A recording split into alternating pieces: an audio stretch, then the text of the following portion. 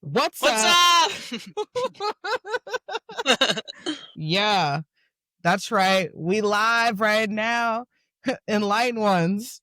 We With got Robyn. a guest. Yes. So we have I'm a an enlightened special one. guest. I'm here. I'm ready. An enlightened one has come back on the pod. Yeah.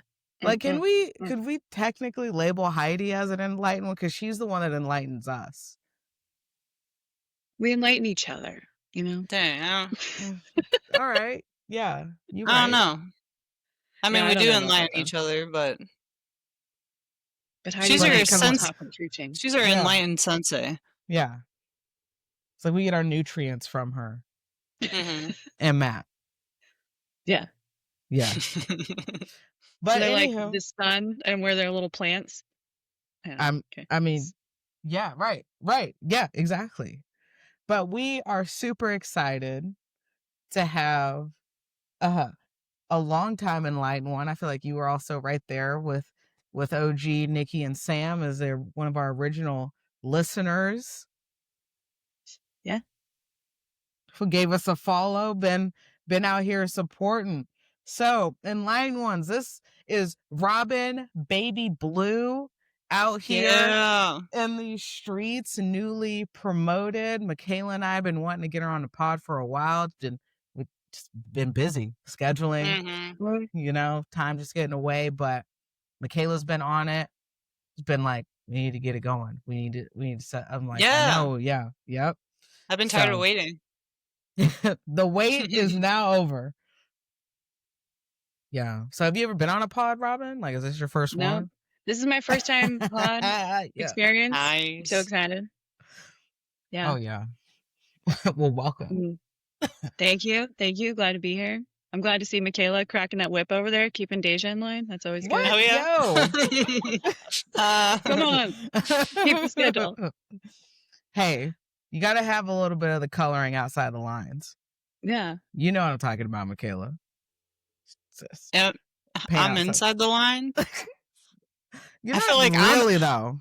I'm outside of the lines. Okay, well then am I not even on the canvas? No, you're in the lines. You're in the squares. You're in the shapes. Boxes. Yeah. I'm in the big boxes. You stick to your shapes. I go beyond. You expand. You provide here's the shapes, but then you give it the 3D feel. That's the vibe. Whoa. I like that. You just saw that, didn't you, Robyn? You just saw that whole visual. Was like, yeah. Yeah. That's just what we be on. So you're just gonna have to bear with us as we get going, because like I said, sometimes we just get on tangents and we shoot from the hip, and it is what it is. But our main focus is just knowing who Robyn is. Yeah. Who am I? Who cares? No, we do. I'm not here. I'm ready. Yeah, I'm ready to share with my girl fam here. We absolutely care. So a little more bit of a background on Robyn. Like I said, Baby Blue, she just got promoted in Vegas, went to Worlds with us, killed it. And second, third. Nope, not on the podium. My bracket had 12 people in it. Damn. That's what Michaela and I were like, I thought she got on the podium. Regardless, did very well. Absolutely killed it at the competition. We'll get into all of that. Big deal getting back in the competition world, let alone just getting back on the mats in general, because you've had a whirlwind. But we definitely want to know overall how that experience has been, what even got you here. And so, yeah, let's get it going. Yeah, where do you want me to start? Michaela, you want to hit her with the first one? You do that. Oh. Sure. Yeah. This is just a random one, but how long have you been training? I'm on the long-term program. I started like 4 years ago. So I took some breaks here and there to do some life things, but then always came back and I really enjoyed it. And when I started, I was like, I'll just do it just for fun, just for to learn the technique. I'll never compete though. I'll never compete. I'm not going to do that. I'll never be good enough. So I didn't think I would be in this type of jiu-jitsu journey, and it's been really cool. Yeah, that's Yeah. wild. You didn't Yeah. you didn't think you'd ever compete? No, Well, and it wasn't damn. until I started. I lived in Montana at the time, and I started there, and then I moved back to Kansas to be with my family, and I started it was Rivers at the time, and now it's Ground Theory, but um, it was I think it was a class, like after a class, we were just doing live rounds, and Coach Matt was like, "Hey, you gonna compete?" And I was like, "No." Yeah, I was like, "Wait, you do you just think gonna I do should?" this? And he was like, "Yeah." And I was like, "Really? Like me?" I don't know. So then I was like, "Oh, maybe I will." And so that was when I started considering it. And my first tournament was in Tulsa, Oklahoma. That was a fun experience. Yeah, I So remember yeah. that. Yeah. I Yeah. remember looking over and seeing you crushing it and being like, "Damn, Robyn's really like doing good right now." Like that was awesome. I don't think you were training that long before your first comp. No, it wasn't too long. And like I was kind of scattered because I was doing like, life and family stuff as Mhm. well. Um, and I remember getting out there and like being kind of nervous before it. And I was like, what am I doing? I do this for fun. Like this is a fun thing. Like I never thought I would do this. And then I was like, all right, let's go. So I didn't win anything, but I got told afterwards that I at least looked like I kind of knew what I was doing as a white belt. So I was like, okay, I'll take that. That feels good. So that was, yeah, The first tourney, Tulsa. So like yeah, your first tournament, Tulsa, you're like, I didn't even know if I was gonna be competing, just started.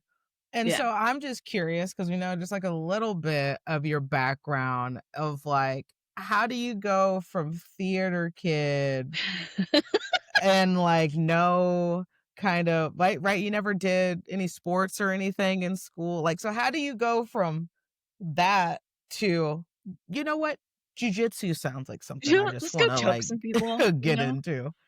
Yeah. Yeah, so growing up I was interested in like art and choir, and then I tried theater and really liked theater, and I did that for a long time, and then I went to college for theater. And then uh just throughout my like, my adult life, I was looking into like exercisey things to do. There was this girl on YouTube that was learning to do like boxing, kickboxing, and I was like, that looks really cool. I want to try that. And so I went to a gym and hired, a trainer to teach me how to hit mitts and stuff like that. And he was like, have you ever tried jujitsu? I think you'd like it. And I remember being like, one thing at a time. I'm not good at this. Let's not throw this in the mix. But then eventually I switched to a gym where they taught like kickboxing, Muay Thai, and jujitsu. And I was like, okay, I'll try it now that I have the option. I tried one class and I was like, I'm never like, this is it. It was like love at first sight. I was like, no, this is it. Kickboxing, what? This is jujitsu is everything. So it just, Then you went all the way in. Yeah, that's yeah. awesome.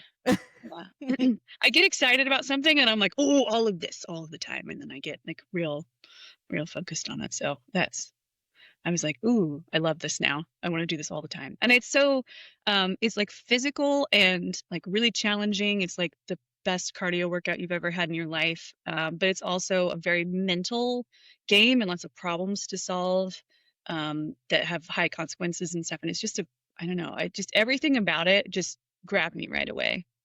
Risk taker, you were like high consequences. I was like, that's not I mean, yeah, Well, but like Let's go. you choked out. No. Yeah. I do have to say my experience as a white belt, as have seen other white belts, particularly male ones, people are much nicer to female white belts, and I really appreciate that. Like, I had an experience at my old gym. I was rolling with a roundier white belt dude and got like snapped down or like fell over or something. I don't know. I wasn't very good. I ended up on the ground and he was like, "Oh, I need to cover her really quickly." And he just threw all of his body weight. Oh I was like on my no. side and he threw all of his body weight onto my ribs and just went, and I was like, "Ooh." And then I got like inflammation of your rib cage right here, this like cartilage. what? Yeah, Oh, like, I got like your swished so hard. like your sternum? Yeah. So they're like your breastbone is connected to your ribs by like some cartilage. And when I was going to a chiropractor at the time because I was like, what is wrong with me? Like it hurts to sit up. And he's like, ooh, you have probably some inflammation in there. You should take some time off. So after that, I was very careful about who I rolled with. But also, I feel like the majority of the time, being a smaller woman white belt, people generally know, and they're usually pretty smart about it. Not that one dude. It's not that one dude. He was new. We were both new. We didn't know. He was just like, gotta get down, slam. Sorry for laughing at your pee. You see, you're fine now, so I can laugh about it. It's just like, dang. Yeah, no, it's good. Blew out your whole breastbone in here. That's Yeah, it was like 2 or 3 weeks into doing jiu-jitsu, and I was like, oh. Damn. that may have been a deterrent. That could have been. It could have been. And it's probably, if I was smarter, it should have been, but it wasn't. But it wasn't. No, I'm just kidding. What could you have done to prevent that round fella from falling on me? You know, maybe get some frames in. Maybe put some like. I don't think that would roll out of the way. I don't think that would have saved you. All of us would have been squished. Yeah, done deal. Yeah. Well, dang. It's kind of gonna be like, yeah, like, so what was like training at so obviously that's what training was like at the beginning for you, like getting started. Yeah. Getting started, and after that I mentioned it to the coach there, and he was like, oh, that's not supposed to happen, and he had to talk with all of the other male white belts and was like, these are small women, please don't smash them like that. And they were like, oh, got it. But I was engaged right away, and I realized, like, just because I don't have an athletic background of any kind, like I've lifted weights and I've done yoga, but I've never done any sort of sport. I knew I wanted to try and get past like the crappy beginning phase a little bit faster. So I took some private lessons while I was there, and that helped. But I think I was so new, like it's just learning a whole new world, a whole new language, a whole new everything. And just, the coach there trying to, throw these things. Oh, well, if someone comes up, they're going to do this. I'm like, how in the world do you know that? Like, this is all just so random to me. Yeah. Was this the first sport that you've ever played, like in your whole life? Mm-hmm. like Yeah. Okay. Yeah. I didn't know that. That is crazy. I played like basketball in the driveway, and I played, like things like that, and like things in gym class, but I never competed in any sort of sport in anything. Oh, that's so wild. That's like just no sports to jiu-jitsu or kickboxing first. Kickboxing. I don't know. Yeah, that's awesome. It's fun. Yeah. It's fun, and I'm really delighted with and maybe you get this when you play sports growing up, I don't know, but like the community that you get, and like there's like a trust that you build with the people that you work with, because you're doing this athletic, slightly dangerous thing together, and just like how cool people are and how much they want to share what they know and how they're excited, like I really dig that shit. Cool. Can we cuss on this podcast? Do it. Yeah. Okay. I was like, oh, wait for it. I should have asked that. Hey, it's just natural, Yeah. Yeah. Dang. Well, you're just flying through these. Yeah. You're at my work desk, so this is I have video work calls, so I'm at home here. I'm like, all right, what are we talking about? That's awesome. Yeah. Yeah. So is this your first time weightlifting? Or was this year like the first year that you started weightlifting? No, I've been weightlifting for several years. It wasn't until so I graduated college. I've gone to college twice, by the way. Nice. Going to college for multiple things. So I went the first time, and then when I got out of college, I was just like, all right, I'm done. What do I do? And I was just sort of chilling, drinking beer, I didn't exercise then. And then I didn't I didn't gain the freshman 15. I graduated 25, and I was like, oh, maybe I should do something about this. And so that's when I started to like figure out how to eat healthy food and how to, run a little bit and how to start lifting and stuff. So I've been like kind of doing it since then. Yeah, really I got you. Yeah. Yeah. Um, Have you been taking it more serious this year then? yeah. Because strengthening your leg. Yeah, strengthening my Okay. leg, and then this overall, I just want to be athletic. I've never been athletic in my life. So you girls growing up playing sports, and you're like, this is, whatever. I've been this way my whole life. No, I was an indoor kid, and I did art and played video games and stuff. So I'm like, I'm doing pull-ups for the first time in my life, and I'm an adult woman. You probably loved indoor recess.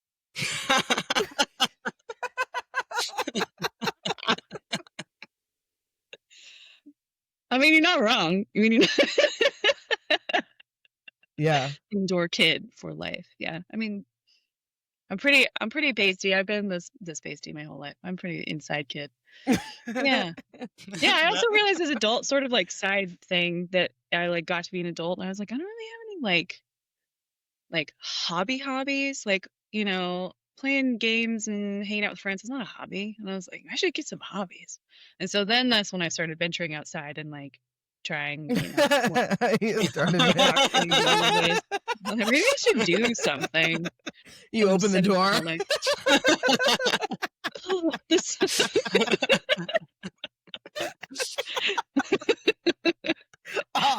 what's this brightness? It's outside. Yeah. So Fred from the gym is a vampire because he's aging backwards, and I'm a vampire just because I don't go outside. So. I was wondering. Yo, that adds theory. You called it yesterday, Michaela. Yeah, I think, Robyn, I was just wondering if you were a vampire. It's not even a wonder. I'm a vampire. Yeah. Why are we wondering? I think it's now affirmed. Oh, I'm so honored. That's why you. That was your cover. Oh, I'm just an indoor kid. I didn't want to go out into the sun. I can't go in the sun. I'm so honored to be grouped into something with Fred, the most athletic person at the gym. So I'll take that. Facts. I'll be a vampire. Y'all are day walkers out here. Yeah.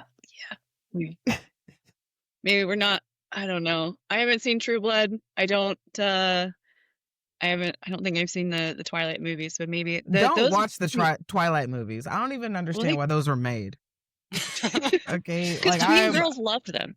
Terrible movies. I got through the first 5 minutes multiple years after. I mean, probably a decade plus after they were like super popular, and I was like, I just want to see like what was the issue of like what was it. I wasn't a teen anymore, but then watching, like, I got through the first 5 minutes, I was like, this acting is the worst. It's bad, but back in the day, it was good. Yeah. Oh, Michaela, were you a Twilight person? I liked them. I wasn't like a huge fan, but I did watch them. I used to be so mad at the MTV like movie awards because they would always win. I'm like, it's not even that good. You're just hating. I stay hating. I still hate to this day. You don't like sparkly vampires? Come on, Deja. Not Twilight, but True Blood. Y'all need to get on that. Y'all need to get on that. Yeah, when we were in Vegas, and you were like, hold up, this show is so old, but have you seen True Blood? It's so good. So I put it on the list. Put it on the list. You just got to like I said, get past the first pilot episode, and the Southern accents, bam, in it. You're good. Too bad. You're going to be invested. They're not the best, but you'll get invested with the characters. Okay. Can you replicate the bad accent for the listeners, just in case they haven't seen it? Yeah. Suki Stockhouse. Vampire Bill. There's a Vampire Bill. His name is Bill. Bill the vampire. Bill Compton. Yeah. Just Okay, saying, give that was it, beautiful. give it a shot. All right. Okay. It's on the list. It's your people. So Yeah. going back to you being an indoor kid and just like not doing, just doing your thing, and which I clown, but part of me is envious of that, because you had other talents in theater and, being artsy, being creative in that way. That's like a form, even though it's not sports, but it's a form of expression. It's just different. Mm-hmm. It is. And there was a sense of community in that as well. Probably different than like when you play sports, but like, I had my little crew of theater nerds. We like ran around and did stuff, and we're like, we don't care. We're weird. Doesn't like, we're into our own thing. Cool. We're cool in our own group. Yeah. Did you bring them outside too? And then we all stayed inside.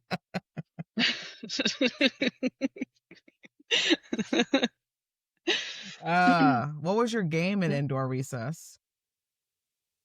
Because you probably had multiple. That's what indoor. Yeah, I was like, ooh, here we go. Now I get to pick. What am I doing today? I honestly don't remember. I was very much like when I played with my friends when I was little, we would play pretend.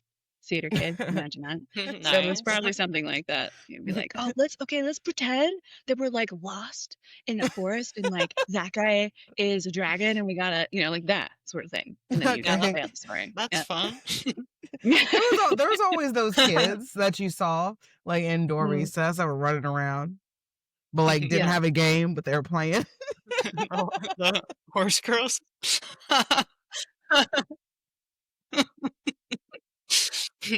My friends, I played horse with my friends like 3 times. And then I was like, okay, I need to go play soccer now. It's time for me to retire this. I need to put my horse back. It's time for me to go play some soccer. Yeah.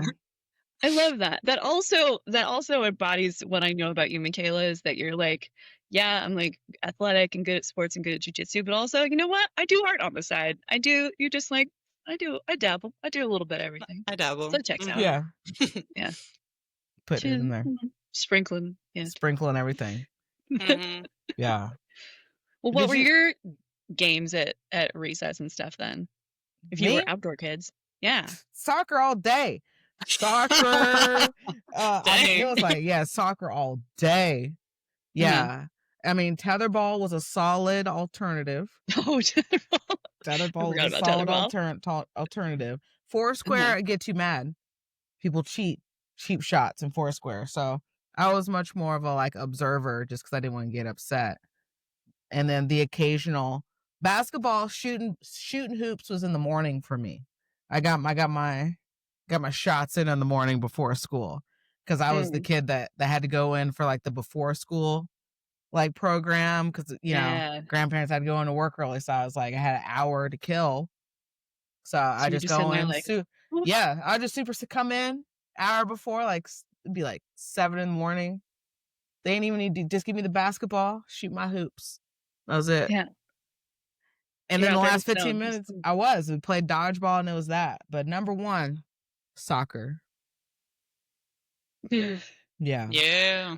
Well, it sounds like you too, Michaela, right? You were like, I need to go play some soccer. Mm-hmm. Yeah, I played. I started like when I was in kindergarten. Like after I stopped playing horse.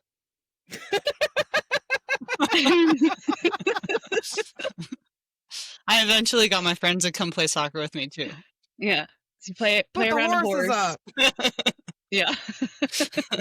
And then you're like, all right, we're done being horses. Let's go play soccer. Okay. Mm-hmm. Makes sense. We could put the horses on the side. They could watch. Okay. Is this something that we now need to introduce to our warm-ups at Jiu-Jitsu? Do we need to play a round of horse before we get into class?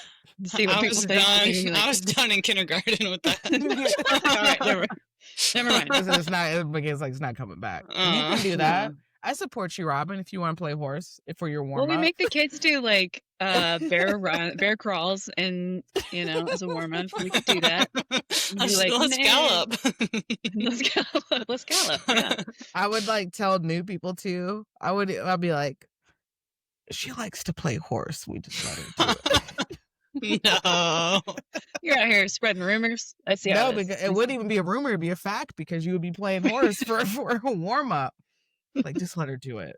We let her have that. She was an indoor kid. Don't. Yeah. No, No. Yeah. Oh man. Dang. Oh, man. Okay, we're gonna have to come up with like some indoor games for adventure day so you can thrive in a category. I've ventured out since then in my adult life. We played that frisbee game that I can never remember the name of that I like. Danielle's. Game. Oh yeah. Can Jam. Jam phenom out here. Oh no, she might have been practicing on the side out here. Yeah. Hole in one. Secretly. Twice. Yeah. Okay. Yeah. Well, we got a solid lineup, Rob. We haven't like had any finalization of the list, but we have a solid list. And so once we get hey people, sign up. If you are part of the ground theory crew and you've been in the gym recently, look at the board, put your little name up there. If you're questioning it, then you're not fun. And you're lame, and you should probably sign up anyway, so you're not lame. Honestly. Although, were you volunteering people when we were on the whiteboard? Was it I wasn't yesterday? volunteering them. They already confirmed. I was just being nice and writing their names down. Oh, okay. Well, good. I mean? We got a solid list so far, but we need everybody. We need we're teams. Okay, there's gonna be a prize, everybody. But we gotta get the people. Yeah, we gotta get the people to get in so we can finalize this list. And so once we finalize, like, did you play dodgeball at all? I played, I guess, probably. I had to in gym class. You answering I had to tells me everything I need to know about your dodgeball. Okay. Well, we already play the game in life and at class where we like pretend like shiv each other and like sneak up and like try like I can't even dodge that, and that's like not, I don't know. So I mean, that's just like, that's your spidey senses. You just got to get your spidey senses out. Yeah, they've been better because I'm on edge all the time. Like who's yeah, and like multiple people are in it too. And Fred, honestly, Fred's probably the sneakiest. Yeah, and he goes for the same kill shot every time. Gets every time, 10 times. Neck, bam, bang. Got me. Name Fred. Yeah. Okay. Well, dodgeball's definitely going to be one of the finalists. So I'm just saying, somebody's going to get it. I'm going to get it. It's going to be like target practice. Okay. I'm pumped. It's going to be fun. Adventure Day is going to be fun. Yeah, it is. Yeah, it is. Okay, so Robyn out here, indoor kid, finally came out, got some sun, and then decided to come into Jiu-Jitsu and get into that sport. Were you ever curious about getting into anything like in school activity? Like you shot hoops, but were you ever interested in like, you know what, maybe I want to try basketball for a summer or something? No. I had like wicked asthma when I was a kid. Like I was like the very stereotypical like indoor, lanky, awkward, pale, asthmatic child. I don't know if I can paint that picture any better for you. So like, I think I wanted to be a cheerleader when I was younger, but I was also this tall when I was in 7th grade. So that was and this awkward. So that was a big no. But I don't know. When I looked at those sports, I was like, no, that sounds bad. Like that sounds hard. And like, oh no. But grew out of the asthma, started working out, started getting outside, started trying things. And I was like, oh, when you have like a little bit of strength, like the world opens up for you. You're like, oh, I can do so many more things now. So Yeah. And then I was like, now what can I do? Now it's like, what can this body do in this life? Let's see. Yeah. Okay. Yeah. Bulk up. I'm trying to, yeah. We're bulking. That's right. I'm here for this bulk season. I know. It's been nice. I'm like, I'm trying to catch Michaela. Michaela's like, I'm trying to catch Deja. We're like, we're all trying to get like Hey. super swole. I'm trying to gain 10 pounds. Oh, that's right. Come on up. Come on Mhm. up. I'm trying to catch my worst nightmare, which was 2 weeks ago. That's right. So That's right. We all have that.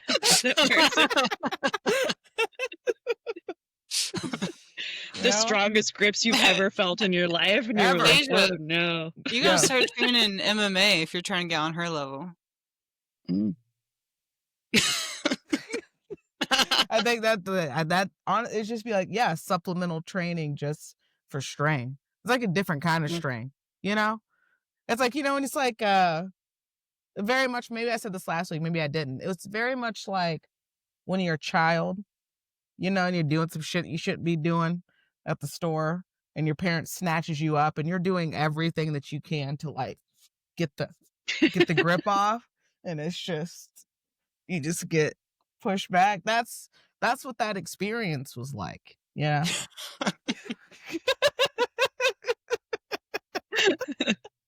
So, nope.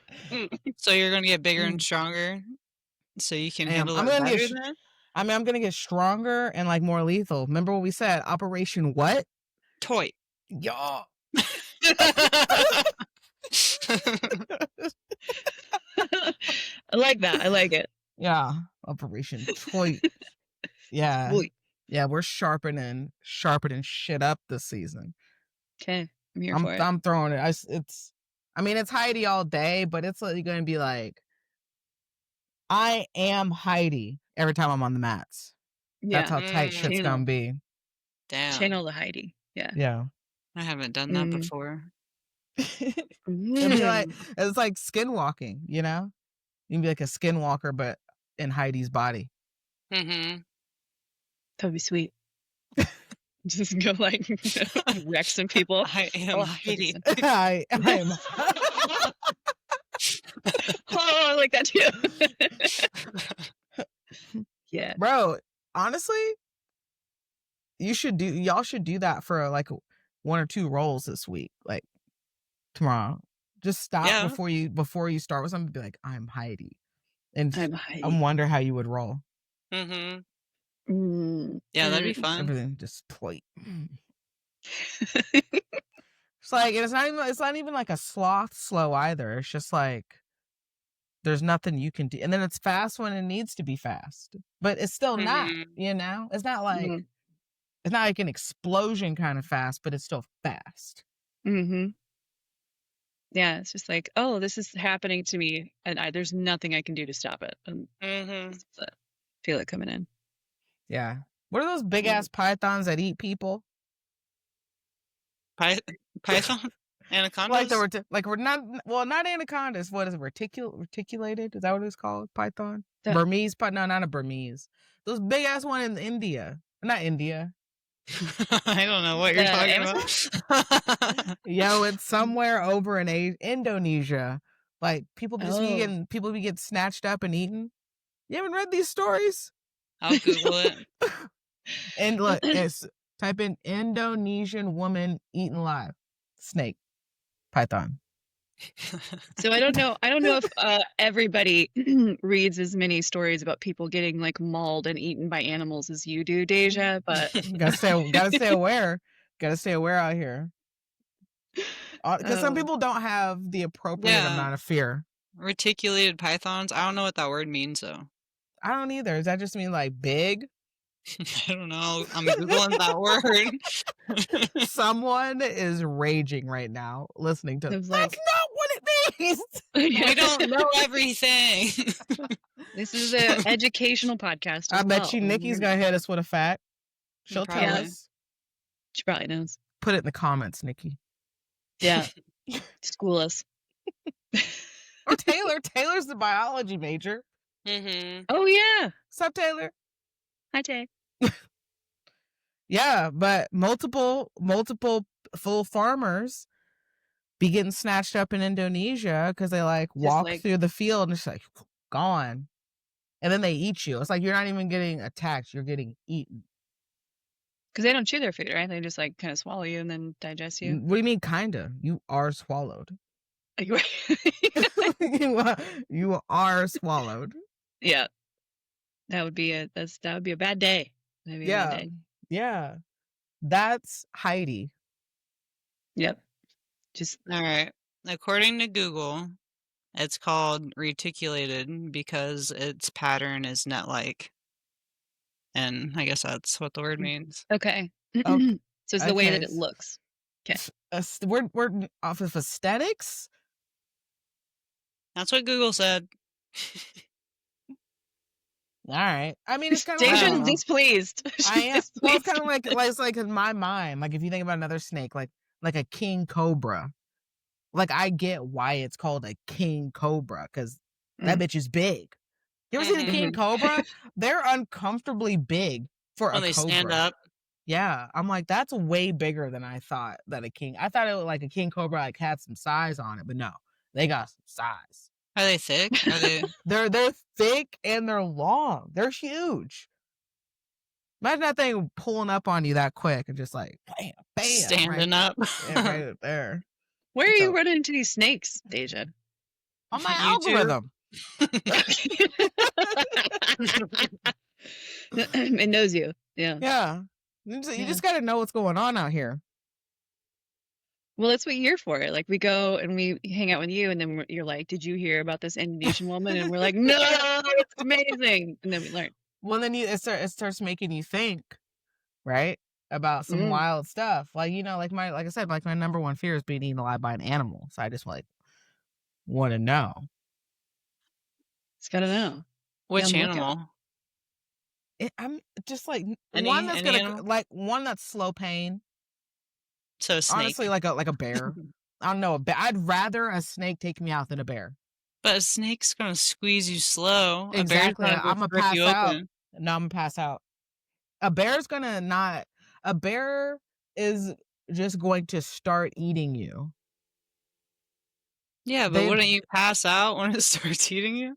No, you're just alive. I've seen these videos. I watched this bear. I've watched this bear just literally sit on this I think it was like a deer. It just sat on it and then just started eating. And then you just see the leg it couldn't do anything. It's not gonna be like a big cat, like strangle you, break your neck, and then start eating you.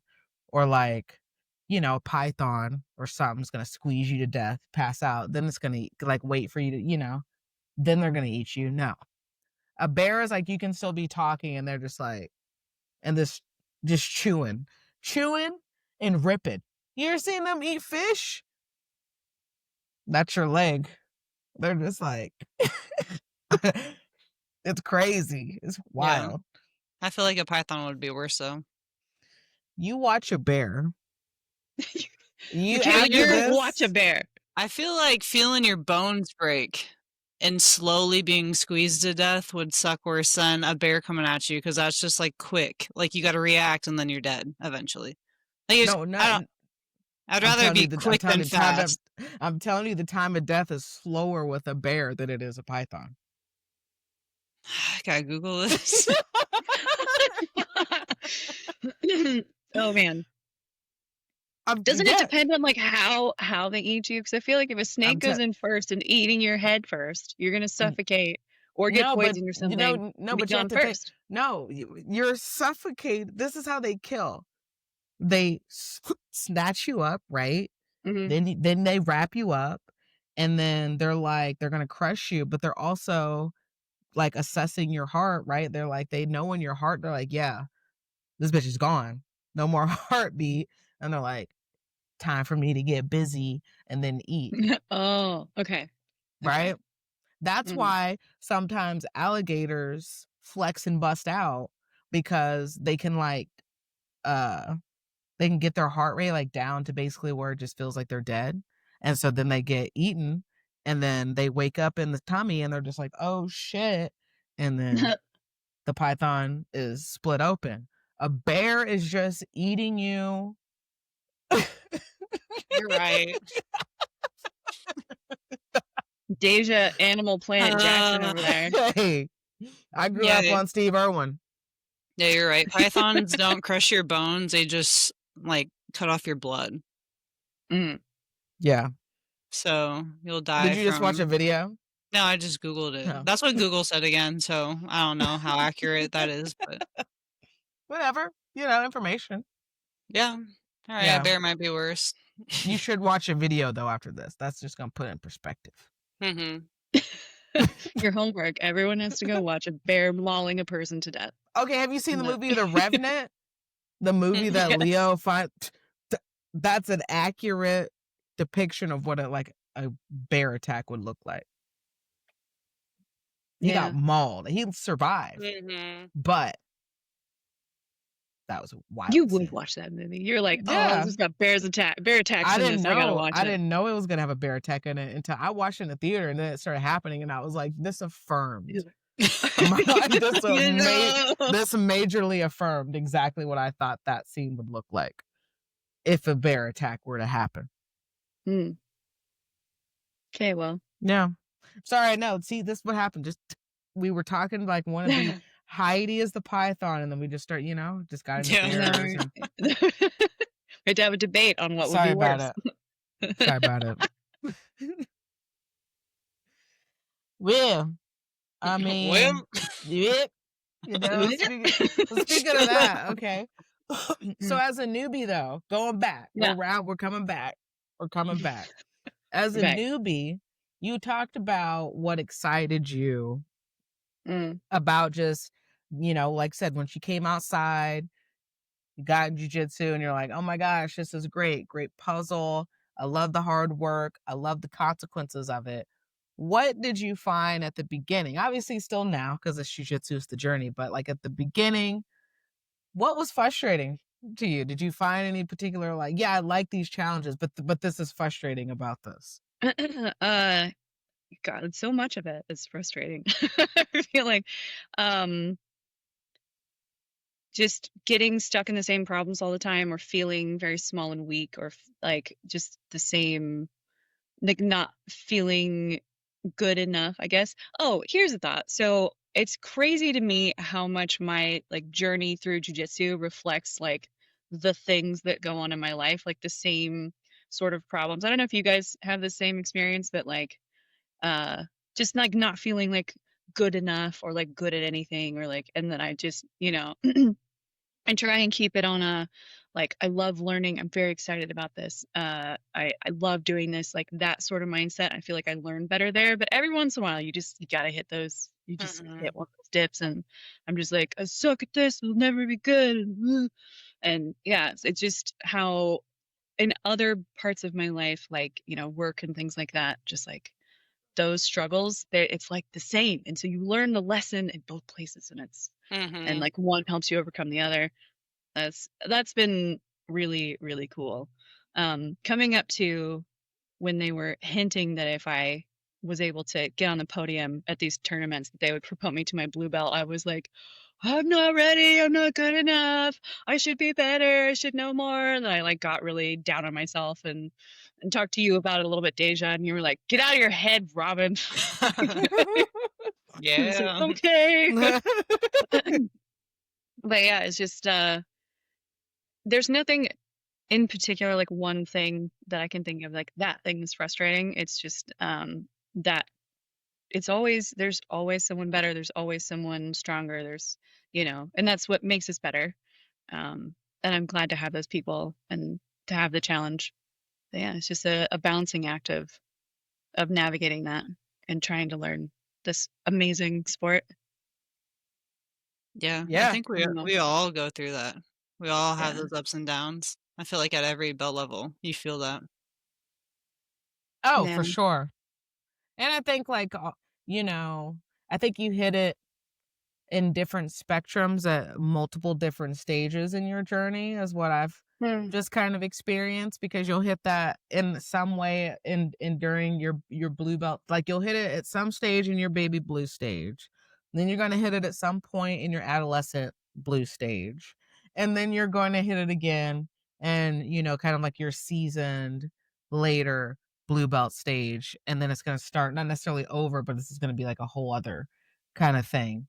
And I think like at the beginning, like you talk about, like it really, like people this were like, oh, jiu-jitsu is such a cult because this is how we talk about it. And you're not wrong. Like you said, like everybody Yeah. goes to it because it's such a parallel to what's going on outside, like outside of the mats. Like Michaela and I have talked about this before. I think, Michaela, you said you can't hide from yourself, right? On Mm-hmm.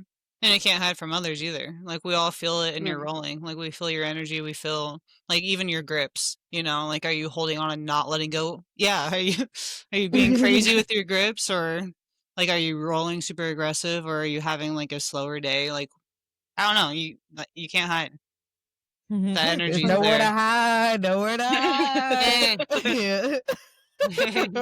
It was cool after I got promoted and I was talking to you two about it.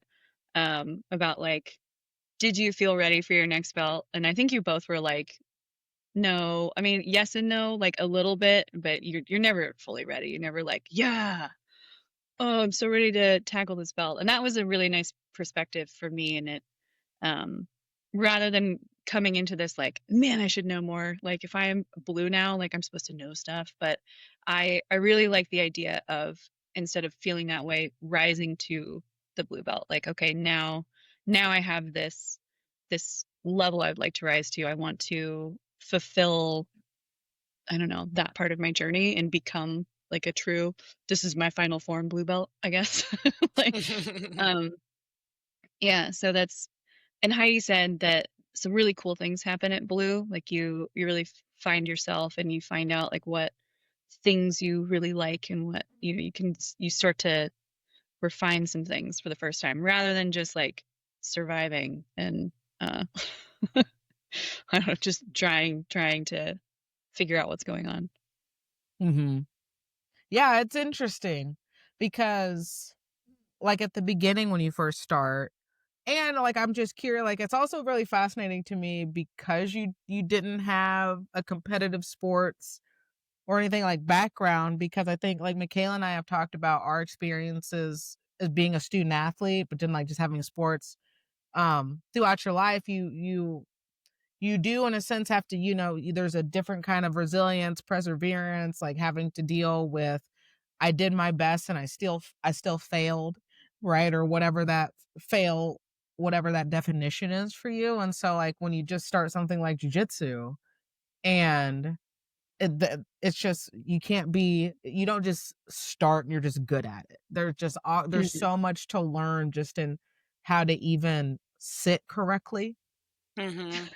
Yeah. Like seriously, Yeah. How to stand up correctly. Yeah.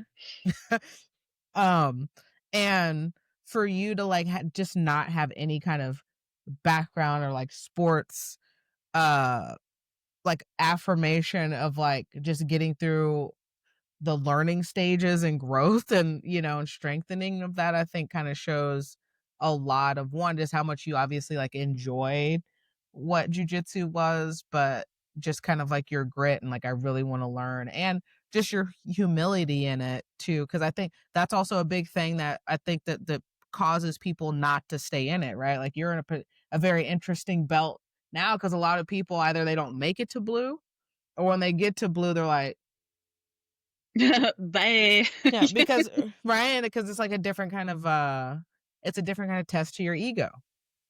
Like I said, there's always going to be somebody better than you, stronger than you, faster than you, somebody at your same level, somebody below you that's going to have like it's just a different journey.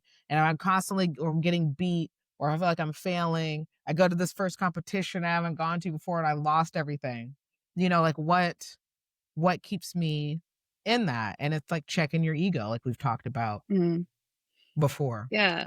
Another thing that, while you were talking about that, reminded me, I also never thought I was an aggressive person. Like I just didn't. I was like, I'm not aggressive. I'm not like that. And so sort of embracing that or trying to find that aggressive side and bring that out, or like we sort of joked about earlier this year, like embracing your like dark side, your like shadow self. You're like, yeah, like so that's been helpful in a lot of different ways. Just being like giving that confidence in life, like a real solid base underneath there, that really helps. And like speaking up for yourself and you know, asking for things that you need and stuff like that. Like, you know, oh, I can't, you know, that would hurt someone's feelings, whatever. No, but if you have that Yeah. confidence to step up and be like, no, I need this because I need it. That's right. And Take then it. Take that shit. take taking it where I'm taking it. So yeah, just that's something I would also like to work on at Blue, is like channeling that aggressiveness and competitiveness, and like bringing that out more and becoming a beast. Yeah, I like You it. already are a beast, Robyn. Mhm. Yeah. Yeah. I think you have more grit than all of us, honestly, because you competed at Vegas without any like previous experience of like competing. That's Honestly, crazy. yeah. That's a pretty big environment. I had to text my best friend. She played volleyball and softball and stuff growing up, and for my very first tournament, I was like, I don't know. And she's like, okay, you need a sweatshirt because it's gonna be cold in there. You need to take some snack, like all this stuff I didn't know. So she had to, you know, I was just like, I don't know what's going on. Oh, and at that first tournament, I didn't know any of the etiquette. I didn't know the rules, and I didn't think to ask or look it up. I was dumb, but so I go, I just show up at my mat. So I saw my mat number and I saw the time. And so I was like standing there, you know, like kind of getting ready and like waiting and looking around. And Beth is standing there as well. And she's like, aren't you supposed to be in the bullpen? And I was like, what is that? And she's like, it's over there. And I was like, oh. And so, you know, then all that, I didn't realize you're supposed to like shake the coach's hands. Like that first tournament, I was like, what is happening? I'm just here, man. I'm just here. Just happy to be here. You know? Yeah. It was like the weekend at the halftime show. Looking around, like, what's happening? Well, yeah. Yep. Yeah. Hey, kudos to your friend for preparing you, though. That was great advice. That was excellent. I thanked her a lot. I was like, I was cold and I did need a snack. So thank you. That was great. Yeah. Going to Vegas, I've been twice now. I went 2 years ago and then this year. And that, like I did theater and I felt nerves before and all that. But that level of nerves that first year was like the most nervous I've ever been, ever. So I was like, about to go out on this mat and I like kind of crouched down, and when I stood back up, I was like, I might pass out. I'm so nervous. And then I just went out there and like slipped and messed up and got armbarred right away. And I was like, well, that sucks. And then I was like grumpy the rest of the day. But then I learned more. The stereotype, you learn more from losing than from winning. So I was like, okay. So for this year, when I went back, I was like, I don't want to be that nervous. I want to compete enough to where I don't get that nervous. And I wasn't as nervous. I mean, you're always going to have nerves, but I was like, it was okay. It was like a good amount. Yeah. I noticed you seem very composed.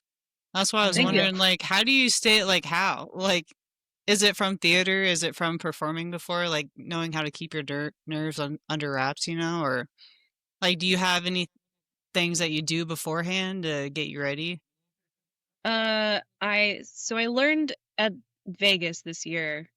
I'm very glad in August we did the two. Well, you did like a million tournaments, Michaela, but I did two, the Jiu-Jitsu and then I did Vegas. And for Jiu-Jitsu, I was really nervous. But the way that it worked out, there was just no time to be like, I thought that I had enough time before my match to like kind of hang out, and they're like, Robyn, and I was like, oh, I'm going now, and like grabbing my mouth guard and running out there. So there was no time, and because that had just happened and I saw that it, I was okay, and like my leg did okay and like all of that stuff, I was like, okay, I'm gonna do all right. So at Vegas, Dan said something to me before, like while I was waiting, because he was one of the first people there. He was like, those girls are just as nervous as you are. And I was like, are just as nervous as I am. And then I was like, okay. And so then it was just a matter of like moving and like getting that like anxious energy out and kind of moving around. And I can't visualize things. Like if I start planning or thinking through things, that makes me more nervous. I just need to have like calm, clear mind. Just like, just chill. We're just chilling. We're just chilling. We'll perform when we get out there. We know. Yeah. Well, hey, and you did great. And that's great advice for Dan, right? Shout out, Dan. We love you. And like thinking on like on top of that, right? Like you were a lot more balanced this year, right? When you went into competition. And you keep mentioning your leg, and I know people who listen to this obviously probably know Robyn, but maybe some of you don't. And you don't have to go all into the nitty gritty, but just to kind of, because we've talked about that in the past of you go like there's differences, like play tennis, there's injuries in all sports, but we are in a unique category because we're combat kind of sport. So injuries happen, big injuries, small injuries happen, and you suffered a pretty major one last year or 2 years ago. And just that recovery process, and people are still are they continue to deal with that right on the mats. And not only is it a physical transition and phase and adjustment, but it's also mentally and emotionally kind of a situation. So kind of give us the The rundown of rundown. what happened and why it was such a big deal Yeah. for you to just even like get back to where you're at, to get into your first competition coming back from that at Chewy, let alone Vegas. So Yeah. So we were just the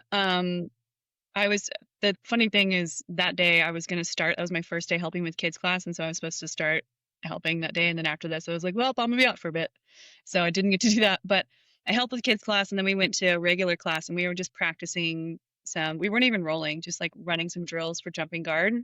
I And I was given remember. all of the you know the warnings of like, this is only legal for higher belts. If you do not feel comfortable with this, you can start seated, you can do this. And I was like, I got it, it's fine. And we did it several times, and then just one of the reps just didn't land right, and my leg bent backwards or like hyperextended, and I fractured my tibial plateau, which is the very top part of your tibia that goes like into your, like behind your kneecap. It's like just a little crack through there. Nothing shifted.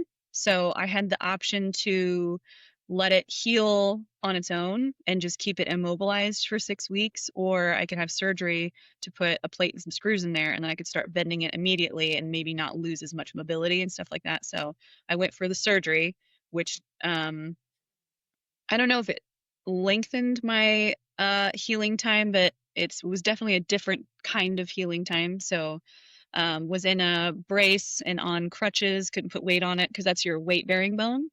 Fun. So just crutched around. I would butt scoot down the stairs because I was afraid to use my crutches down the stairs for a bit because I was like, that's a long way to Yeah. you can only use one leg in your hands. So was like that for, I think it was 6 weeks. And then I could slowly start putting weight back on it, and then going to PT and things like that, and getting, eventually I was able to, do 100% weight bearing, and then can start lifting little things. And it's just been slowly building that up.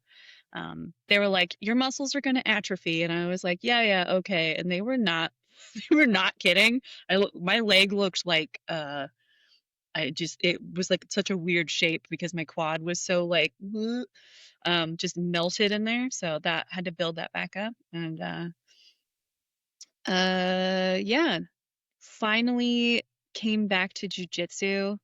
And I was talking to Heidi about this not long ago, about how things, that's unfortunate that it happened. It was an accident, and it's, it is what it is, but it was kind of, maybe the universe saying like, you need to slow down for a minute, which was probably good for me. And then when I came back, it before I broke my leg, I was feeling very scattered and very like pulled in different directions, and was having trouble like figuring out how to train enough and not feeling good enough and feeling like there were holes all over my like base knowledge of my game and stuff like that. And so when I came back, I was like, I have a great excuse.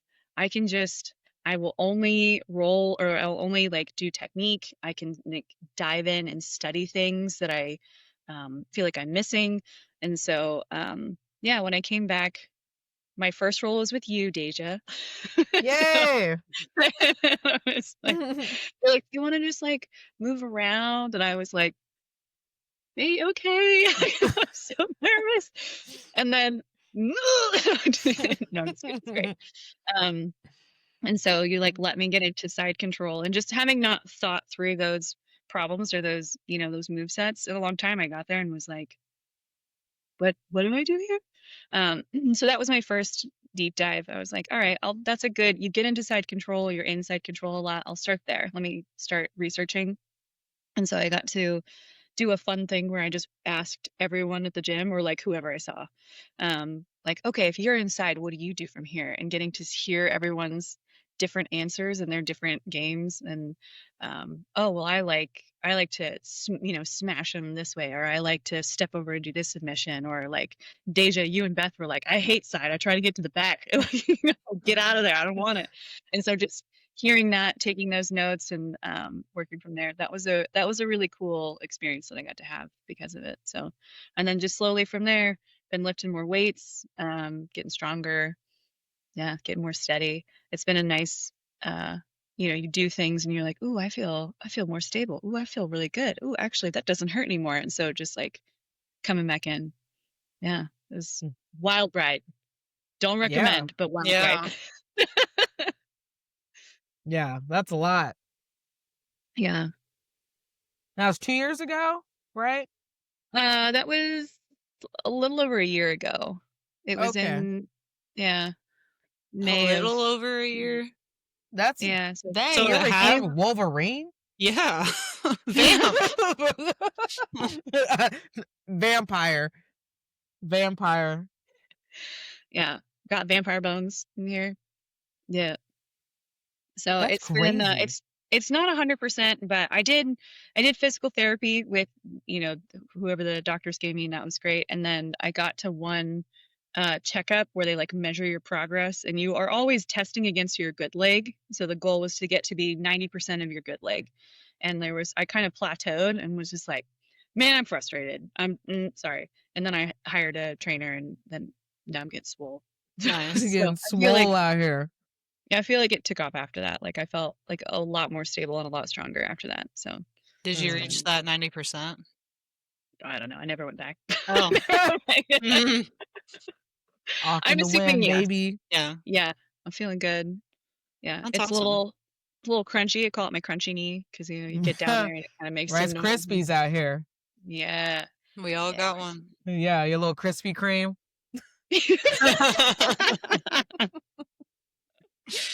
But yeah, you really look around after you like injure yourself, and then you look at everyone in the gym and you're like, they have a knee sleeve, they have a knee sleeve, they have a knee sleeve, they have two knee sleeves. Like you look around and you're like, everybody's a little bit injured. So Deja's just like, not me. Yeah, knock on wood. Yeah, that was a big experience. And you guys have been fantastic, having really good girl partners to come back to that I like trust and know that I can, that will challenge me but not push my leg past where it should go and things like that. Knee bars every day. All day, every day. I'm so excited for knee bars when I get there though. It's gonna be start now. Cool. Good. Yeah. I mean, like, so I guess, healing like Wolverine after a year.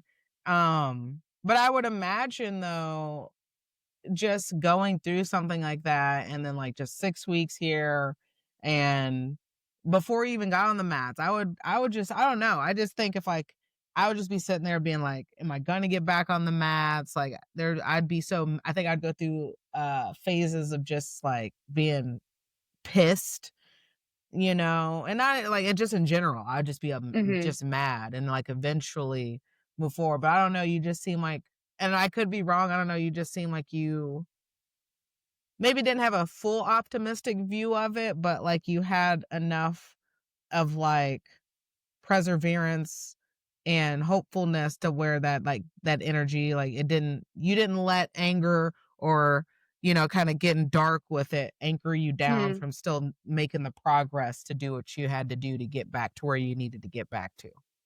I'm a pretty like ruthlessly idealistic and optimistic person by default. So but that was definitely a challenge for me.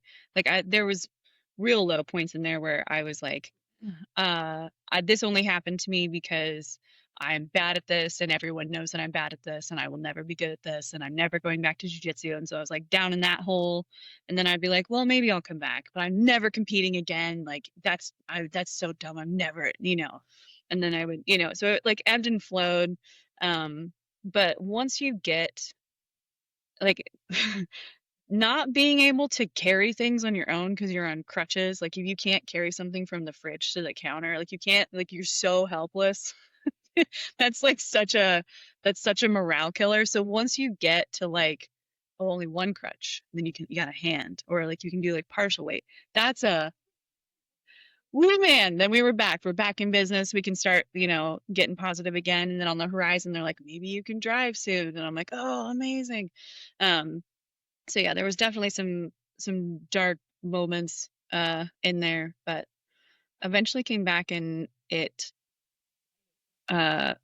was, I don't want to say it was a good thing for me. I don't want to say, you know, because that's not a fun time, but that, is it a proverb or whatever? The old farmer who he's like, his son gets injured and everyone's like, oh, that's so bad. And he's like, we'll see. And then the army comes to recruit people and they can't because his son is injured. And everyone's like, oh, it's so good. And he's like, we'll see. It's like kind of one of those things where you're like, oh, this is terrible. But no, actually, some good things came out of it. And so it's been a wild ride.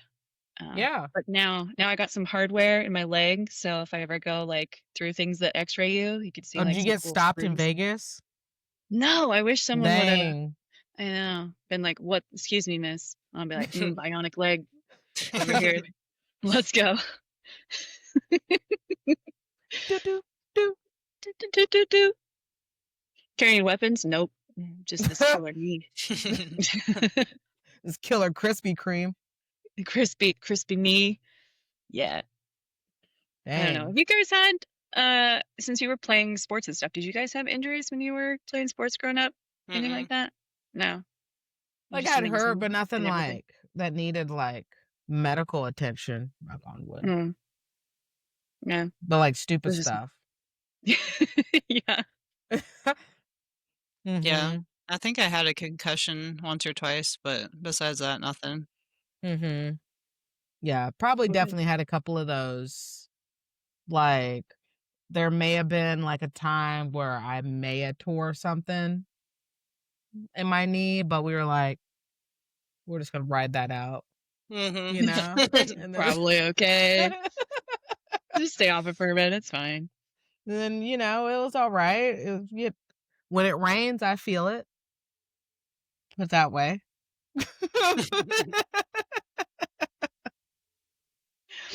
Yeah. But, you know, like you said, got to risk it for the biscuit, in essence. You know, at the end of the day, you can be bubble girl indoors, you know, never get on the mat. never do anything. Bubble girl. Yeah. Sorry. Yeah, I mean, it's literally a combat sport, so it's like things happen. That's part of it. So I think at that very first tournament on the mat next to me, there were two super zealous white belt dudes, and one of them threw an armbar, and it was like lettuce crunching. It was like, yeah. I was like, "Ooh, please don't let that happen to me." Ew, that was very descriptive. It sounded. That's what it sounded like. It was gross. Ew. Oh. But yeah, we got good training partners at our gym, though. We don't. Yeah. They don't do that. Those crunchy elbows. No. I know. I'm stretching my elbows out. I know. Yeah. Stretch those. Stretch those How elbows. is your out. elbow feeling, Michaela? It's feeling good. It's feeling better. It's just when it's compressed, that's when the only time when it hurts. So it's like, I don't know. I can do most things. Good. Just framing. I'm being careful, but that's healing. That's Thanks, good. heal. Just gotta stretch and drink creatine. That's right. Yeah. Recipe for success. Yeah, on to creatine and vitamins. You take your vitamins? I've been Bro! slacking. I know. I just feel good right now. I don't know. I feel like I don't need them, which is not true. That's when you gotta double down and take them. When you feel the best. Yeah. I'll take them soon. I'll start tomorrow. Okay. So we can get one of those like pill holder things, and we'll like stick it to the wall at Jiu-Jitsu. Yeah, all of our old lady pill things. We're so ready with all our vitamins. Yeah. We can put one in the gym and like put Michaela's vitamins in there because you're there every day, and then you show up and be like, "Oh, my vitamins." Yeah, I guess that way you guys can keep me accountable. Be like, Yeah, Michaela, like, you didn't take them. 3 days. 3 days in a row, didn't take them. Michaela, malnourished over there. Dang, you trying to bulk? You can't be malnourished. I mean, I'm eating more food. I feel like that the vitamins to go with it. I know. You're right. I'll start taking them. We're in here to lecture Michaela today. That's what this podcast is about. Michaela, honestly, get it together. No, I got you, Michaela. Robyn's just trying to deflect right now because she was getting it. She was getting it. Bubble Girl was getting it. I always get it. Do you take your vitamins, Robyn? Yeah. Okay. Yeah, I take vitamins and I take creatine. Most days. Some days schedule's thrown off and then you miss it. Don't multiple choice answer us. Confuse us on that. You know, I always hated that when they're like some days, most days, all day. I don't know. Just like, yes or no. They're trying to confuse me. No. Yeah, you need those vitamins. I feel better when I'm on vitamin D, and I started taking iron because I bruise like a peach. I think I've got some bruises around here somewhere. Then you start eating a lot of steaks. You just have more iron in there. Red meat. Steaks every day. Steaks for breakfast. That's right. Dang. Yo, Robyn's about to be out here. She's gonna be bigger than both of us. That'd be wild. Yoked up. You're like, damn. 170 Robyn. Let's go. Beefcake. Just pure muscle. Yeah. I'll be a terror in the gym. You would. We all need to get on that program. I would knee bar you. Yeah. 170 beefcake. Be like knee bars all day. I would. Nothing but legs. I don't want it. Don't get big then, I guess. Well, I guess I'll see you then. I'll see you at those knee bars because I'm getting big. Look out. This time next year. Huh? Do you only knee bar big legs?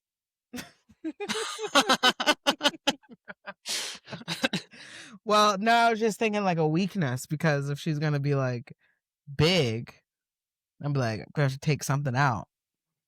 You always got for like your legs. You have a lot of leg to work with.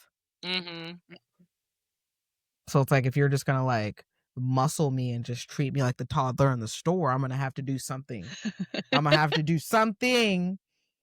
Legs typically tend to be the best thing to attack on a bigger person. All right. You hearing this, Michaela? Are you listening? Okay. We'll be ready. Yeah. No, I said I was gonna knee bar you. I know, but she's tall too. So I'm trying to get, a companion here so we can. You see how she's trying to throw you into it with her? I need help. Knee bar me, Deja. All right. Come at me, bro. Legs. Operation Toy. Toy. Legs. Yeah, I'm attacking those legs too. I need that. You were throwing up some knee bars recently too, Michaela. Just on you, Robyn. right. Vicky's also been knee barring me since I was a white belt, so I think it's just me then. I That think must be it. honestly, I think it is just you. Great. We're I'm just getting so ready. thrilled. Thanks, guys. Jeez. Welcome. Gotta let you know. Yeah. I mean, speaking of that, speaking of how we get you ready before you're even there, how you mentioned it a little bit earlier, but like how influential has like the girl gang and just like the overall like gym community been in your world? Like how important has that connection been for you? It makes such a difference because I mean, I like training with both men and women. I think you learn a lot from both, but there's something about the like camaraderie and the I don't know, like kind of safety that you feel with another woman, and it also it's easier to replicate what you're going to get in tournaments and stuff like that. So it's just been um our particular little pod at the gym. I think we're very to use your phrase toy, and we get along really well. we, it's just a very welcoming place where you can be like, I'm working on this today, or man, I'm low energy, and people are like, I got it, I'm not gonna rip your head off. Or if you're like, I'm ready for some comp rounds, and people are like, I got you, let's go. It's been really fun and really good. It's just we got a good crew. Your vibe attracts your tribe, and we're definitely like the girl crew is getting Put it on bigger, a and sticker. I like it. What was it? I said put Your vibe attracts your tribe, girl. Your vibe attracts your tribe. Yeah. Yeah. So our girl gang is getting bigger. I like it. Like all of these other new white belt girls that have shown up, I'm just like, yes. It's a solid crew. Mm-hmm. And that's what Sensei Heidi was telling us too. It's like the vibe attracts the tribe. And so if they didn't have the kind of environment, setting, and just energy in that fundamental space, then we wouldn't be able to build off of that. And so you definitely attract the people that you have a foundation for. And I think that Matt and Heidi definitely have a solid foundation, which is evident even when people leave, they want to come back, or it's just always like extended family. Mm-hmm. Yeah. I know when I was taking one of my breaks in there, I ran into Beth at the regular gym, and she was like, are you coming back to jiu-jitsu? Because I don't want to say it's like a cult, but it's like a cult, and you should come back. And I was like, okay, thanks, Beth. So yeah, it's it's nice to feel like welcomed and in a place where you have to be vulnerable, like you were saying, like you can't hide, your skills or who you are when you're in there. So it's we've got a really good environment. In our what do you call it? Our sponsor gym. I forget, is it called sponsor? Our affiliate, subconscious. Yeah, when our affiliate guy came out, he complimented our the vibe in our gym. Did you hear that? I do remember that. Yeah. Just the energy. Yeah, he's like, not a lot of gyms have this very chill, cool, cohesive vibe, and he's like, this is rare and this is good. So we were like, yeah. Mm-hmm. Yeah, that's cool. I didn't know that. Mm-hmm. Yeah. The energy is contagious. Yeah. Our gym kicks ass. I mean, what can we say? Mm-hmm. That's right. That's right. It's true. Do you got another random over there, Michaela? Do you like competing? Now that you've been competing, is it something you enjoy, or do you hate doing it? Yeah. I wanna do more of it.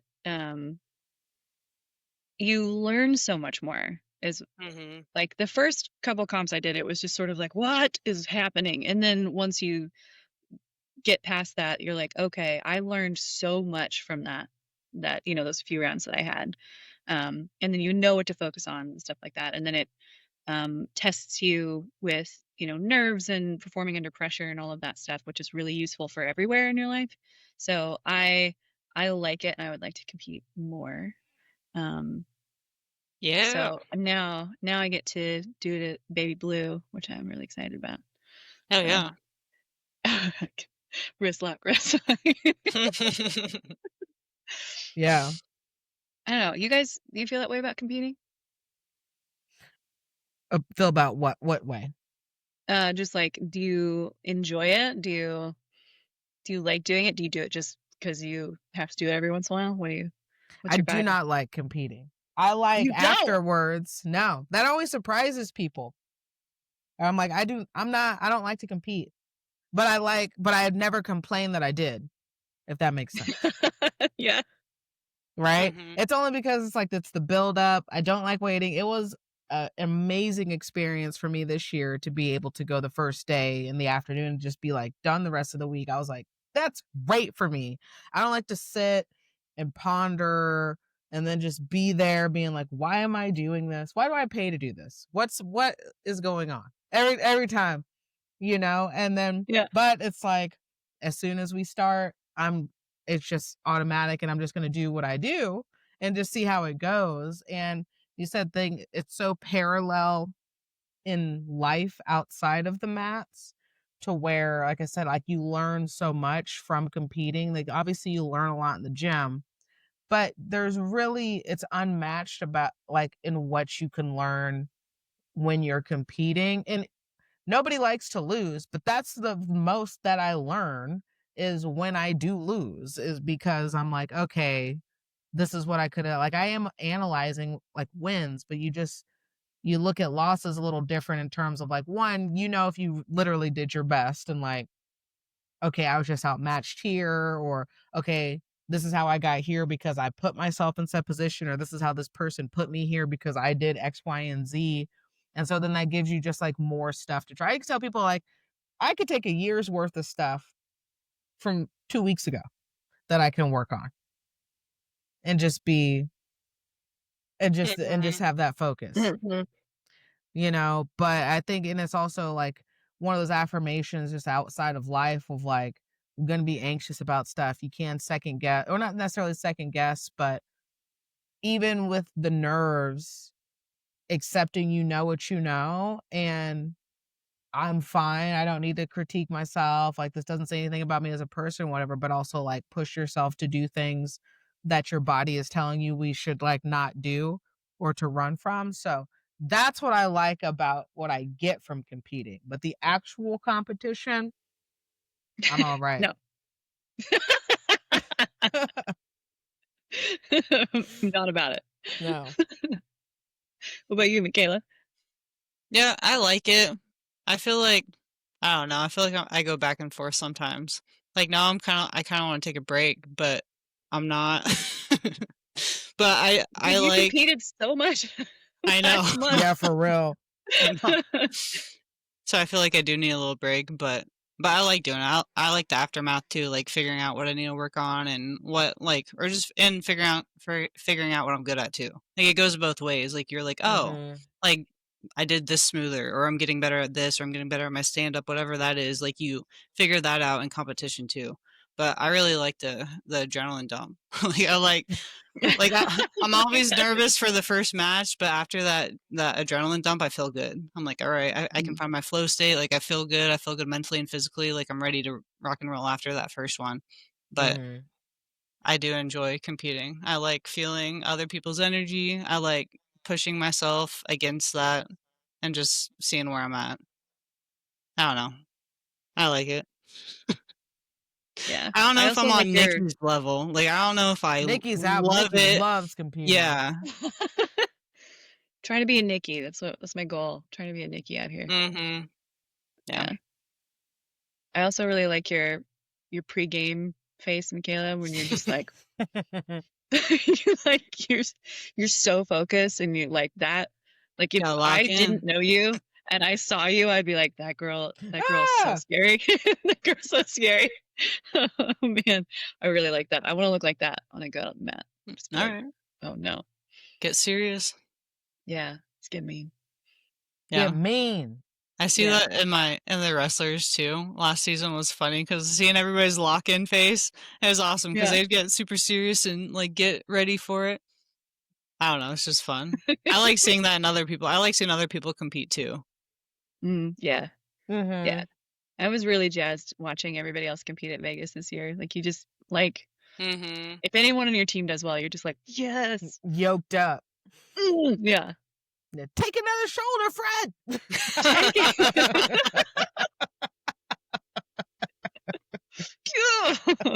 it. Oh, that was great. It's true.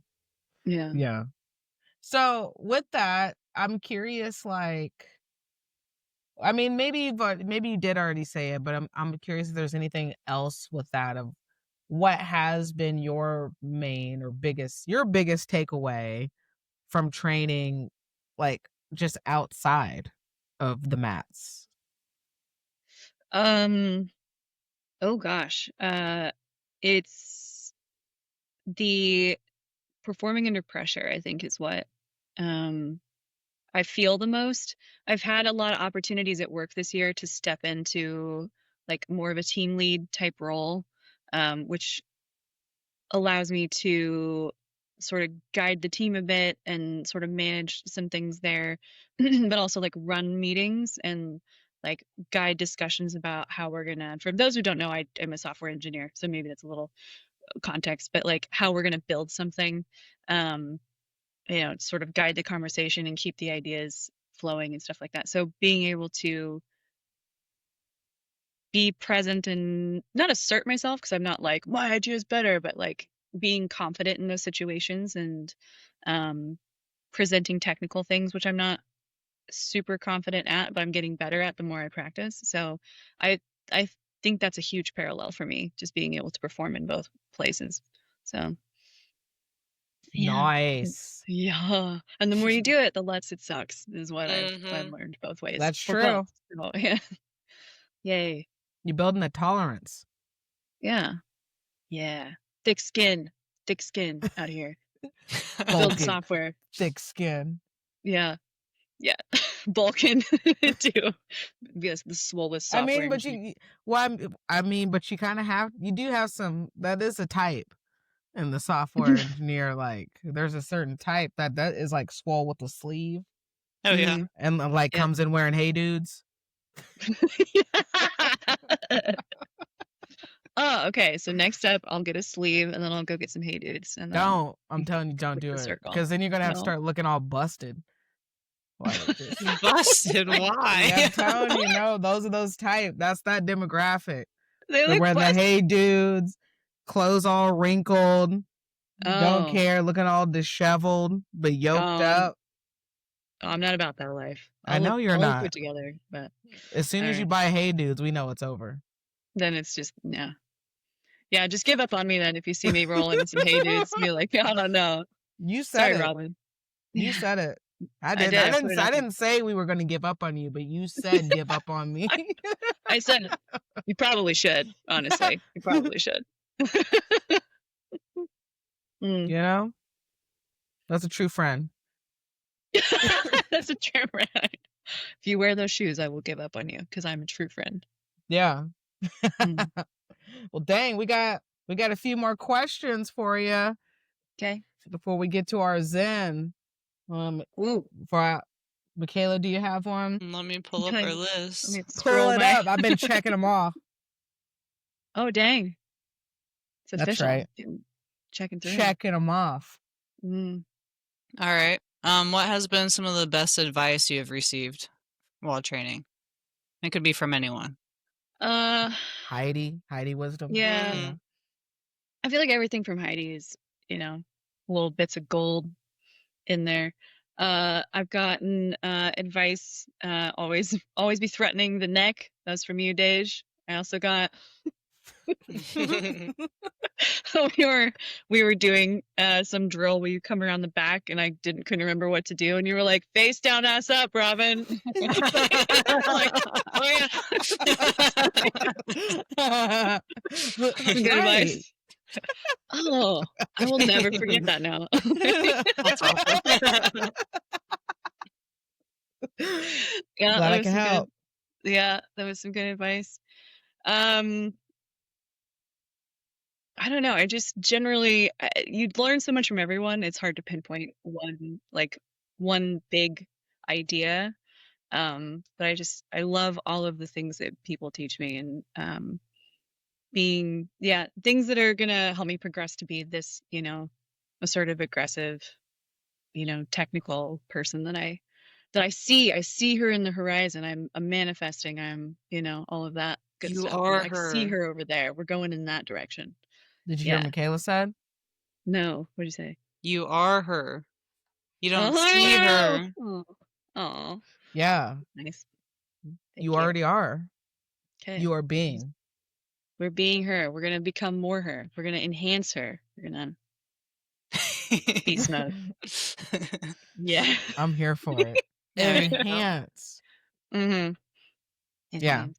But all these little nuggets, you're gonna be able to pass them down to the next who's coming up, coming in, scared. I don't know what's going on, or people, first time people coming in, and competing, or people being like, right, like no background coming in, masters too, and being like, yo, I'm a go to jiu-jitsu. I'm gonna try this out, Yep. And so with that, though, with the segue, kind of thinking about it, and like Michaela and I were talking about this last week, and we've talked about it before, and everybody's journey is different, and you don't have to compete. You do not have to compete. Even if you feel like you're being pushed to compete, you just want to do your thing and train, just do that. No harm, no foul. It's all about what you want to do and that.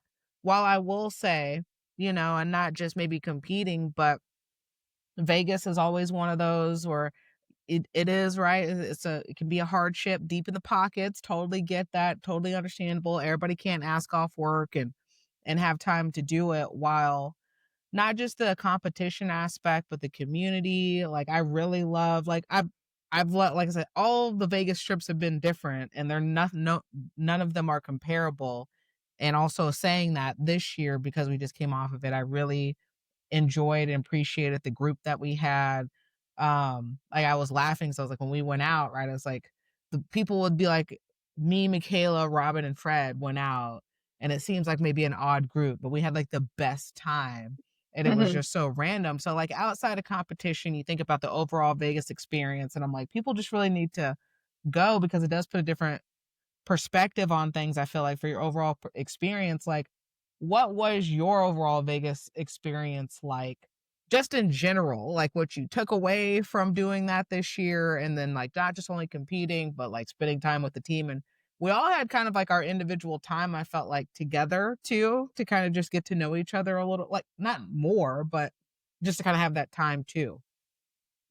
I think that's true. I think that's one of the things I like about this trip is that you actually get to know your teammates more on a real person level, because you get to spend so much time together, and then you're also like going into battles together, sort of thing. So you like connect on that level. So I really like that aspect of it. My overall experience was really good. Like I was just pleased to be able to compete again. I was pleased that I felt like strong and stable and calm and all of that good stuff.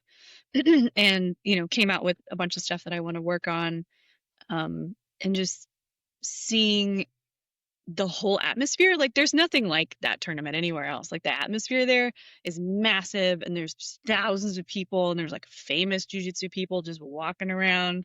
Like I was like, there's Fionn Davies, and I'm like trying not to point, but I'm like pointing. I'm like, look, you see Fionn. Yeah.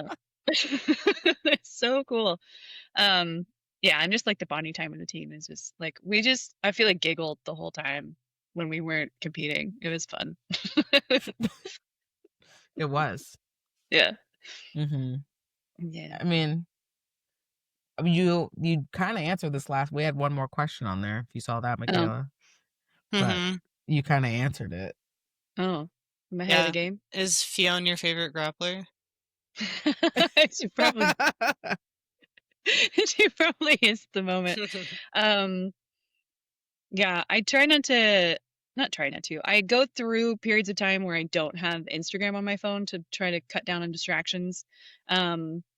So I'm not real up on my girl grapplers at the moment. There's a girl named Molly whose last name escapes me, who I really like. I think she's purple belt. She's had a baby.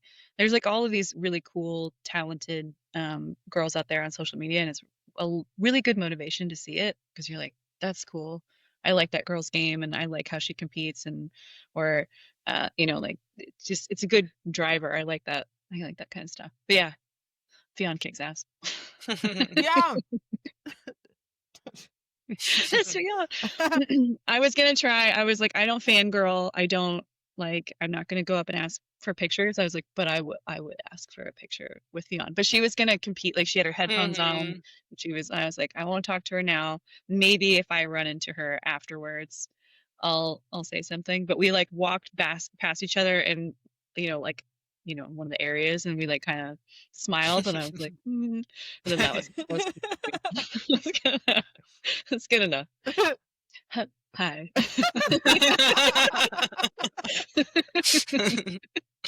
Yeah, that's cool. Good.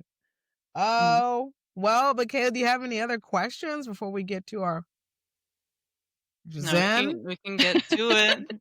All right. Well, Enlightened Ones, Robyn is here live with us, Enlightened Ones, and she's going to join us for our patented Zen talk as we get ourselves anchored, embrace, process all of this information, great information that Robyn has given us about herself and background within her journey in life and jiu-jitsu.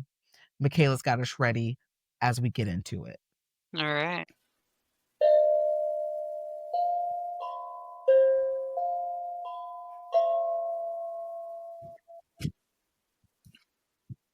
Okay. Yeah. You've been practicing, huh? Was that a good one? That was good. All right. That was good. I feel like that matched the energy. It really did. Yeah. Cool. It's like you like disappeared and I just heard the sound and like just like an incense smoke, but it was like but you embodied the sound of that. That's what I was going for. Perfect. Well, mission accomplished. Nailed it. Wow. Okay, Enlightened Ones, breathe, anchor in. We are ready to get into it. Our Zen talk for this week, as we have Robyn in the streets right now, is guard recovery of the spirit. Thought we'd bridge the two together, talk about jiu-jitsu. We talk about, Robyn's journey, her resilience, her perseverance, the overall grit in her journey. And if you think about guard, right? We all don't want our guards to be passed, or I want you to be in my guard so I can sweep or submit, right? But I don't want to get passed. That's not what I want to do. But in life, sometimes that shit happens. A lot of times your guard's going to get passed, and we have to do what we can to retain said guard, get our frames up, might have to suffer for a little bit, be patient, and then get it back and work our way to it. So that is the inspiration for our Zen talk today. So recovering your guard after being passed from injury, as we've talked about before. Robyn, since you did go through this most recently, Wolverine confirmed vampire, little bit of a year plus ago, I guess, what would be some advice? Because I know I feel like it's difficult to hear it, even though it's like support and you accept it in a way, and the individual means support. There's nothing malicious, but it is different when you're dealing with like a major injury and like somebody who's never dealt with that before is gonna be like, it's gonna be all right, I completely understand. And the end of the day is like, I don't understand because I've never been in your shoes before. I've never experienced something like that. And I could have empathy from maybe a different situation that has similarities, but never gone through that. So how could you what would be your advice or some things that you could maybe give to some practitioners out there who have gone through or who are currently going through, or who may hopefully not, but if they do in the future go through something like you went through in terms of getting their guard back and working You from know, there? don't rush it. Slow and steady. Like, feel your feelings. Just let them out. Don't try and, you know, push that stuff down. Just be like, this sucks. It sucks. It sucks right now. Just let it suck. You'll slowly start getting that momentum back, getting those frames in, things like that. Yeah, that's my main takeaway, is just like, give it time. And if you can, like, I don't want to, I wouldn't give the advice to like force you to be glass half full all the time, but when you get to a space when you feel like you can start to explore that mindset, maybe think about, okay, I have this crappy situation. What opportunities do I have here? What things can I be grateful for? Or who, you know, has helped me through this, that, you know, is a good person in my life, that sort of thing. Like, start taking note of those little things to help lift you up. Um, and then, yeah, just let your body, we're self-healing machines. Like, well, you'll get there. Just take some time. Just take some time. So Time, patience, and space. that's right. Mm-hmm. Yeah. Sounds a little bit like guard recovery to me. Yep. Mm-hmm. I Mhm. mean, you know, like you recently, not like like kind of like maybe put you down a little bit too, Michaela. You know, like you were kind of like in a similar situation not this far ago, Mhm. and guard got passed, you know, and that, and had to be patient and work yourself back. Yeah. Yeah, I had to go through it too for a little bit. I just sit in my feelings and like just understand this is where I'm at. But once I got that little motivation, like, oh, I'm walking normal, you know, like that just felt good, and I use that motivation to push even further and like just do more. Just I always just kept trying to do more, and it is nice when you finally reach that and you're like, okay, I'm not doing that bad, you know, like it's not Mm-hmm. that bad. Mhm. Little And now, wins, man, make a huge difference. You're like, oh, yeah, now I'm kind of looking at injuries like it's just a part of the journey. Like this is going to push me to be different or go down a different route I wouldn't have gone down if this didn't happen.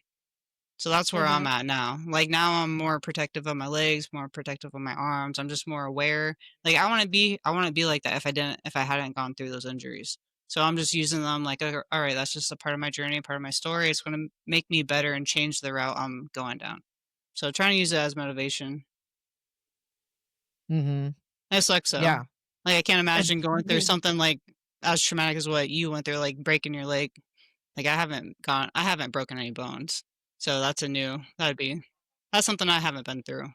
But I did a little bit of research while I was injured, because I like to watch MMA too sometimes, and so I'm like, these people get hurt all the time, and so I started Mhm. looking into that, and like, these are top level performers, and they have big nasty injuries like this, and like, not, you know, a year later they're back competing, and I'm like, okay, this feels like such a big thing, and like, it's like shattered my life, or it's the end of the world, or whatever. But then you look at that and you're like, well, actually, it doesn't feel temporary, but it is. Mhm. Yeah, it gives you a totally different perspective. And I have, like, when I see people on crutches now, I'm like, that crutches suck, man.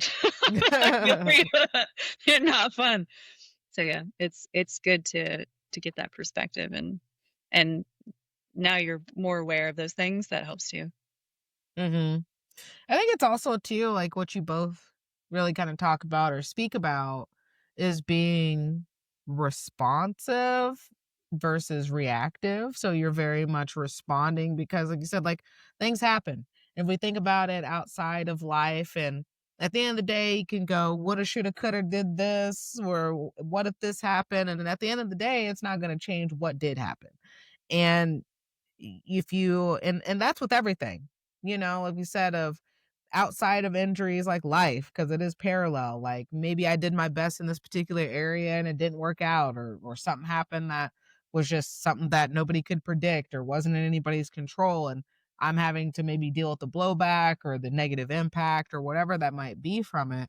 If I'm in a reactive state, I'm gonna sit there and let my resentment or my anger or whatever anchor me down, right? And keep me there. And you could be there for years, honestly. And in ways it feeds into other places that you might not even recognize anymore that that's where it's related to. So I think for like both of you, like it's just human nature to initially have, I think, a reaction because it's like the shock of things, or you have your waves, right? Of one day I'm doing okay, I feel like I'm on the mend, and one day I'm just like, F the world, what the hell? This is not going the way I want it to go, or maybe there's setbacks. And it's important to just kind of acknowledge and embrace that human nature of it, but not get stuck in that to where you can then be responding like you both did. Yeah, that's such a hard line to to walk to when you're in that, you know, that negative space and you're like, oh, this sucks. But yeah, to be able to have that perspective and eventually, you know, when you're ready, pull yourself out of that. It's worth everything. Yeah. It's I not remember easy. I think my first or second day after I hurt my knee, I just laid on the floor in the sunshine, and I was just like, "Ah!" Why?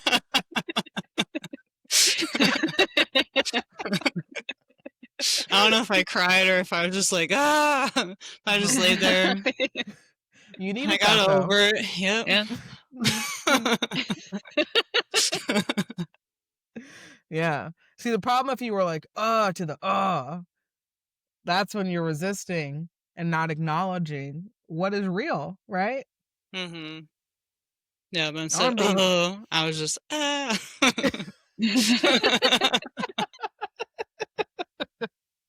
I think that's exactly what it sounded and like looked like. I can just Probably. ah.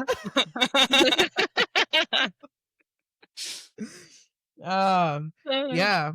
But you know, with that, the say the scar as a teacher when it comes to humility, gratitude, patience, because you have to be the same thing. Like I said, there's times where you have to explode in jiu-jitsu. There's times where you need to be patient, right? And there's times where I did my best and it's time to reset and learn from it. And so you just have to kind of figure out what that looks like for yourself and be soft and graceful with yourself. And what does that do to your spirit? These are life lessons. Mhm. You enable and you affirm in the way that you talk and the way that you behave. And at the end of the day, Robyn, you didn't have to come back, and you didn't have to come back and compete, and you did. So We out here. kudos to We're out you. here competing. Yeah. Well, thanks for the support, team. Couldn't have done it without you. Of course. We got you. Always. Yeah, always. Yeah. Yeah. Well, is there anything else that you both want to add for the people, our enlightened ones, for this Zen before we get to our closeout and quote for the night? I'm feeling pretty zen.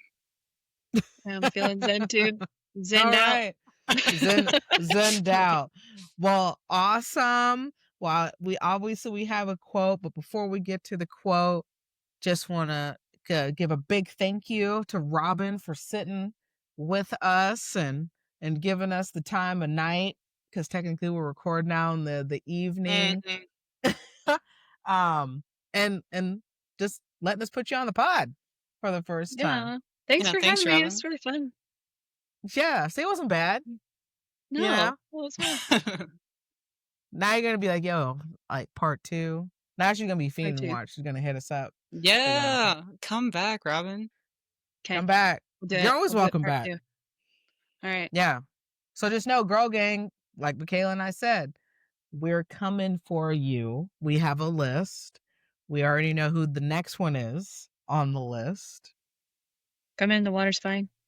Yeah. It's okay. Yeah. It's all right. Good time. It's a good time.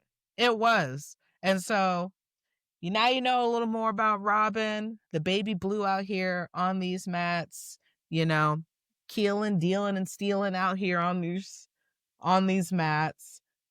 We appreciate you. And our quote for the evening to round it out is, I can be changed by what happens to me, but I refuse to be reduced by it.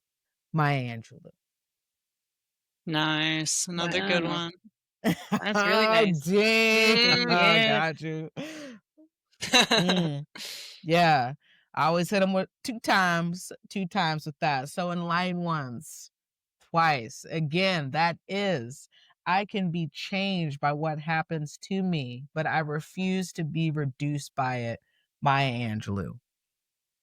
So embrace Beautiful. that, Enlightened ones. Know what that means for you. There's going to be challenges, external stuff, going to be chaos, but try to find your internal anchor and grounding and peace. Find your people, find your community, challenge yourself, and be out here. Hey. Yeah. All right. Well, I know it's time to get in these streets. We're probably past Robyn's bedtime right now, I think. We're getting close to my bedtime. Dang. Yeah. Sorry, Robyn. Early days. We Early days, bro. appreciate you. Gotta get up early. All right. Well, Enlightened ones, we appreciate you. Like and subscribe, all platforms. Share with your people. We out here. Once again, this is Deja. This is Michaela. And this is Robyn. Yeah? Did I jump right there? Yeah, all right. That's right. And we will talk to y'all next time.